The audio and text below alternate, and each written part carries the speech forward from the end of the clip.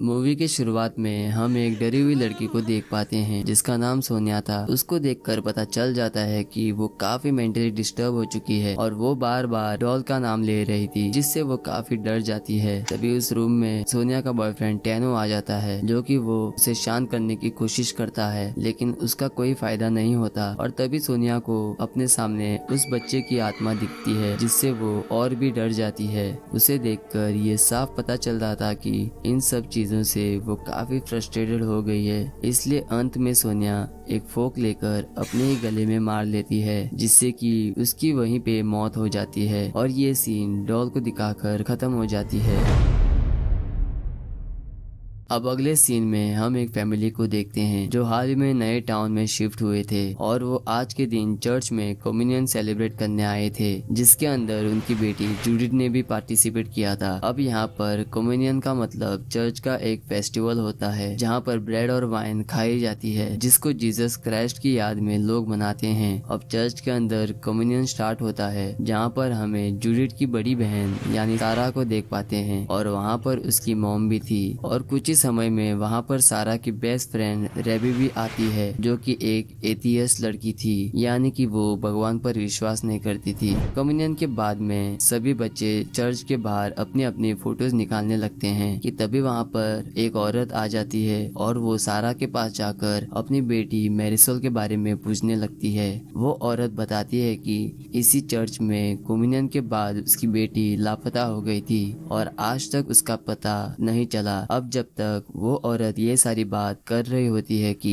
तभी वहाँ पर फादर और चर्च के लोग आ जाते हैं, जो कि उस औरत को वहाँ से कहीं और दूर लेकर जाते हैं। अगले सीन में हम इसी फैमिली को इनके घर पर देखते हैं, जहाँ पर जूडिथ सारा से कहती है कि उसे ये टाउन पसंद नहीं आ रहा, लेकिन सारा उसको कहती है कि कुछ समय बाद ये सब ठीक हो जाएगा। जिसके बाद सारा अपने फ्रेंड रेबे के साथ क्लब के लिए निकल जाती है। वो एक इंट्रोवर्ट गर्ल थी, लेकिन फिर भी वो रेबे के साथ क्लब में बहुत एंजॉय करती है। वहाँ पर वो दोनों पहली बार ड्रग्स भी लेते हैं ताकि उनको और भी एंजॉयमेंट मिल पाए। और ये ड्रग्स एक चिवो नाम का आदमी क्लब में बेच रहा होता है। अब उसी क्लब में डांस करते हुए सारा की नजर पेड्रो नाम के लड़के पर पड़ती है, जिसे देखते हुए दोनों एक दूसरे की तरफ अट्रैक्ट होने लगते हैं। कुछ ही देर के बाद में दोनों क्लब से घर जाने के लिए निकलते हैं, लेकिन अनफॉर्चुनेटली ये दोनों जिनके साथ आए थे वो पहले ही निकल जाते हैं, जिसकी वजह से दोनों को हाईवे पे लिफ्ट मांगनी पड़ती है। खैर कुछ ही समय के बाद वहाँ पे चिवो की कार आकर रुकती है, जिसमें पेड्रो भी था, लेकिन रेबे उस कार के अंदर नहीं जाना चाहती थी क्योंकि उसको पता था कि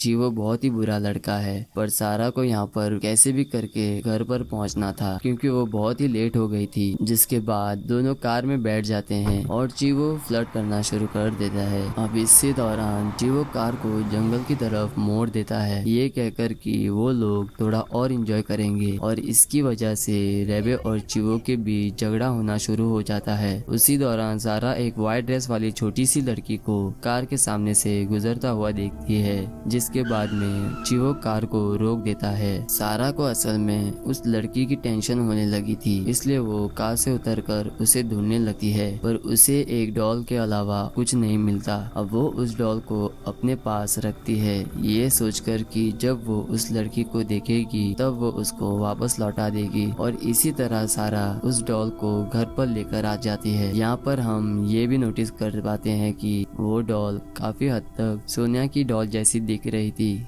अब हम अगले दिन सारा को देखते हैं, जिसे अपने हाथों पर एक अजीब सा निशान दिखाई देता है, जिसको वो इग्नोर करके रेबे से मिलने चली जाती है। अब रेबे से मिलने पर सारा को रेबे बताती है कि टाउन की एक कहानी है जिसके अंदर एक कम्युनियन वाली लड़की की स्पिरिट लोगों को दिखाई देती है और कहते हैं कि उसके पास एक डॉल भी है, तो हो सकता है कि शायद ये वही कर्स्ट वाली डॉल हो। लेकिन सारा ये सब में विश्वास नहीं करती थी और फादर मैनुअल के पास उस डॉल को वो ले जाती है ताकि वो उनसे उस डॉल के बारे में पूछ पाए। पर फादर उस डॉल को देखकर कहते हैं कि ऐसी कोई भी रियल स्टोरी इस टाउन की नहीं है और ये डॉल बस साधारण सी डॉल है और कुछ नहीं। लेकिन यहाँ पर फादर के एक्सप्रेशन से समझ जाते हैं कि वो कुछ ना कुछ छुपाने की कोशिश कर रहे थे।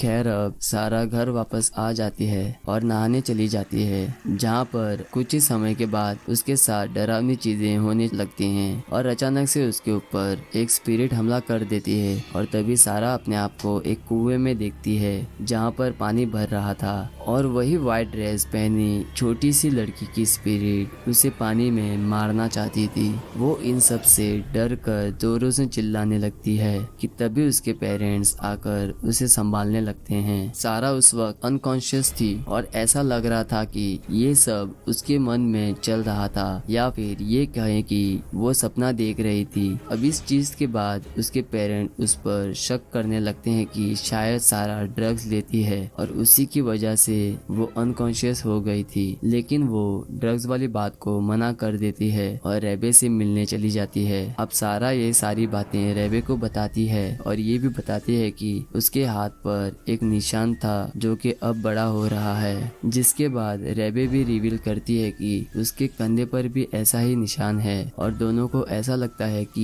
ये शायद चीवो के ड्रग्स का साइड इफेक्ट होगा, इसलिए दोनों ही चीवो से मिलने चले जाते हैं। लेकिन चीवो ये सुनकर वो फौरन इनकार कर देता है कि ये साइड इफेक्ट उसके ड्रग्स के नहीं हैं, क्योंकि ये वो खुद भी उस ड्रग्स को लेता है और उसके पास ऐसा कोई निशान नहीं है। लेकिन यहाँ पर दिखाया जाता है कि वो झूठ बोल रहा था, क्योंकि उन दोनों को जाने के बाद हम देखते हैं कि वैसा ही निशान उसके कंधे पर भी आया हुआ है। अब रेबे अपने घर चली जाती है, जहाँ पे हमें पता चलता है कि उनके डैड एक अल्कोहलिक है जो कि उसके साथ बहुत बुरा बिहेव करते हैं। इसलिए रेबे घर से ज्यादा बाहर ही रहती है। जिसके कुछ ही देर बाद रेबे एक बार में जाती है, जहाँ पर वॉशरूम में एंटर करती है। तब वहाँ पर वो सेम सारा के जैसे ही डरावनी सी चीजें उसके साथ होती हैं, जहाँ पर वो स्पिरिट उसको दिखती है। जिसके बाद में रेबे रोते हुए बाहर से भाग जाती है और कॉल लगाकर सब कुछ सारा को बताती है। लेकिन सारा इससे पहले कुछ कह पाती वो स्पिरिट रेबे पर अटैक कर देती है। अब सारा जल्दी से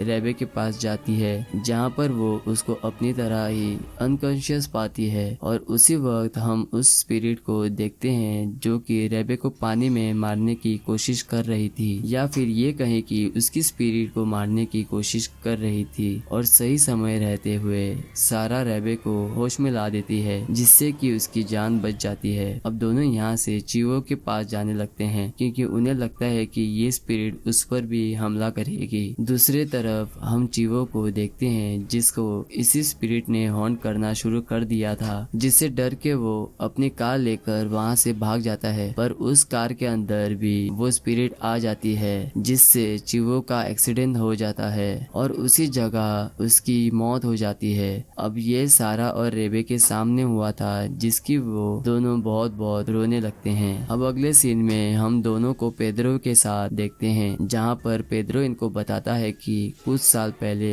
दो बहनों के साथ ऐसा ही हुआ था, जहाँ पर उन्हें यही डॉल मिली थी, जिसके बाद दोनों ने खुद को खत्म कर दिया। अब यहाँ पेद्रो सोनिया और उसकी बहन का ही बात कर रहा था, जिनको हमने मूवी के शुरुआत में ही देखा था। पेद्रो आगे बताता है कि वो सोनिया के बॉयफ्रेंड टेनो को जानता है और वो कल उससे मिलने जाएगा। अब अगले दिन तीनों ही टेनो से मिलने जाते हैं, जहाँ पर वो बताता है कि दोनों बहनों ने खुद को खत्म कर लिया था और ये डॉल उसके बाद अपने आप गायब हो गई थी। और वो ये भी कंफर्म करता है कि ये सेम डॉल सोनिया के पास भी थी। यहीं से तीनों फादर मैनुअल के पास जाते हैं, क्योंकि वही इन्हें उस स्पिरिट से बचा सकते थे। पर चर्च पहुंचकर उनको वहां पर 1982 की एक कम्युनियन की एक वीडियो रील मिलती है, जिसको चलाकर देखने के बाद में उनको मैरिसोल के नाम की एक लड़की उस वीडियो में दिखाई देती है, जो कि उस समय कम्युनियन में थी और उसके हाथों में सेम यही डॉल थी, यानी कि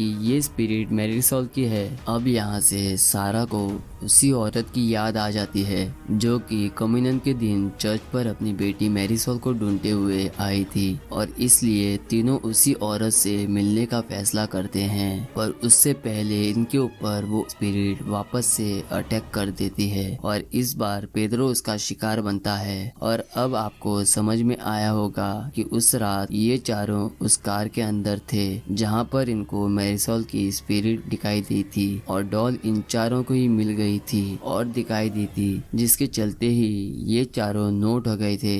खैर अब वो स्पिरिट रेबे और सारा दोनों को अलग अलग रूम में बंद कर देती है, जहाँ पर उसी रूम के अंदर सारा को फादर मैनुअल की बॉडी दिखती है, जिनके हाथों पर भी वैसा ही निशान था और उन्हें इसी स्पिरिट ने मारा था। स्पिरिट अब पेड्रो को भी मारने की कोशिश कर रही थी, पर टाइम रहने पर सारा और रेबे वहाँ पर उसे बचा लेते हैं। जिसके बाद में ये तीनों नोटिस करते हैं कि अब पेड्रो के हाथों पर भी वैसा ही निशान आ गए थे और मैं भी उस डॉल को छूने से वो कर्स फैल रहा था। एनीवेज अब यहाँ से ये मैरिसोल की मॉम के पास जाने वाले थे, पर उससे पहले ही रेबे के डैड वहाँ आकर उसे कॉलेज ना जाने के लिए बहुत चिल्लाते हैं। उसे अपने साथ घर ले जाते हैं, जहाँ पर वो स्पिरिट उस पर फिर से अटैक कर देती है और डर में रेबे अपने डैड को ही चाकू से मार देती है, जिससे कि वो खुद रोने लगती है।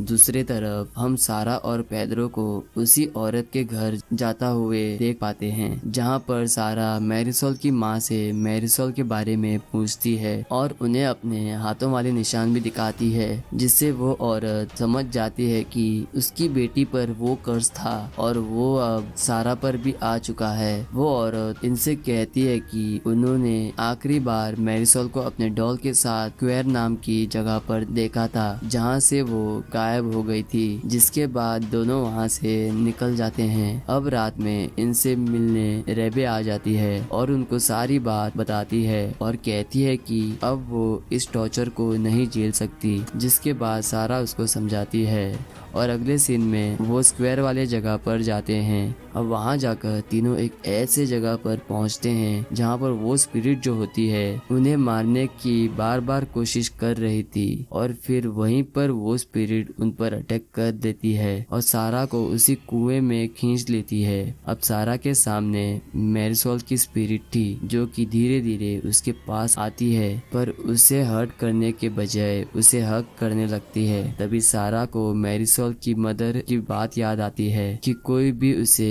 उस समय मैरिसोल से प्यार नहीं करता था, क्योंकि उसके पूरे बॉडी पे वो मार्क्स आ गए थे। यहाँ तक कि कोई भी उसे टच करने से भी डरता था। अब यहाँ पर सारा को ये बात समझ में आती है कि मैरिसोल को ये चाहिए था कि लोग उससे बिना डरे उसको प्यार करे, इसलिए सारा भी मैरिसोल को हक कर लेती है। तभी उसी वक्त कुएं में पानी भरने लगता है और सारा उसके अंदर डूबने लगती है और फिर भी वो मैरिसोल को हक करना नहीं छोड़ती। ये चीज मैरिसोल खुद भी नोटिस करती है और अगले ही पल सारा अपने हाथों में मैरिसोल की स्केलेटन को देखती है, जिसके बाद में सारी चीजें नॉर्मल हो जाती हैं। अब यहाँ से ही तीनों अपने घर जाने लगते हैं, जहाँ पर बीच में सारा और पेड्रो वापस में किस भी करते हैं। इसके बाद रेबे उस रात को सारा के घर पर रहने का फैसला करती है। सारा और रेबे घर आती हैं और फिर सारा किचन में जूडिथ के लिए कुछ बनाने के लिए चली जाती है, पर जब वो वापस आती है तब वो देखती है कि जूडिथ ने उस डॉल को टच कर लिया है और अब उसके हाथों पर भी वो निशान आ गए थे। सारा अब ये सोचने लगती है कि ये कैसे पॉसिबल था, क्योंकि मैरिसोल की स्पिरिट तो चली गई है। और तभी उस घर के अंदर कुछ पैरानॉर्मल एक्टिविटीज होने लगती हैं और कोने में से एक डीमन स्पिरिट बाहर आ जाती हैं और तभी सीन फ्लैशबैक में चली जाती है, जहां हमें पता चलता है कि ये डॉल मैरिसोल की थी ही नहीं और उसको भी ये डॉल जंगल से ही मिली थी। जिसके बाद उसके पूरे शरीर पर वैसे निशान आ गए थे, यानी कि ये डॉल पहले से ही शापित थी और इस डॉल में कोई आम स्पिरिट नहीं, बल्कि ये एक डीमन है जो कि सभी को इसी तरह मारता है और उनको शापित कर देता है, वो भी इस डॉल के जरिए। यानी कि अगर एक बार आपको इस डॉल को आपके पास आने का इनविटेशन मिल गया तो ये आपको छोड़ेगी नहीं, क्योंकि इसके अंदर कोई नॉर्मल चीज नहीं है, बल्कि कोई बहुत ही भयानक नर्क का राक्षस है। और इसी के साथ मूवी यहाँ पर खत्म हो जाती है।